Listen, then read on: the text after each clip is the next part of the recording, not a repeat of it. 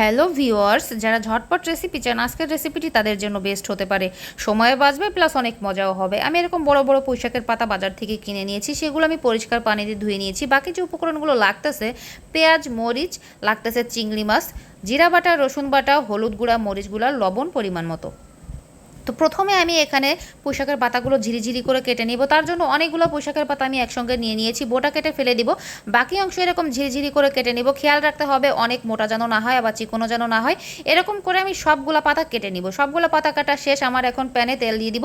তেল গরম হয়ে গেলে পেঁয়াজ দিয়ে দিব, মরিচ দিয়ে দিব, সঙ্গে দিয়ে দিব চিংড়ি মাছগুলো। চিংড়ি মাছ আর পেঁয়াজ মরিচ একটু ভাজা ভাজা করে নিব। লাল লাল হয়ে আসবে যখন, এই যে দেখুন এরকম লাল যখন হয়ে আসবে, তখন আমি অ্যাড করব রসুন বাটা, সঙ্গে দিব জিরা বাটা, লবণ, হলুদ গুঁড়া পরিমাণ মতো, মরিচ গুঁড়া অপশনাল, আপনারা দিতে চাইলেও পারেন নাও পারেন।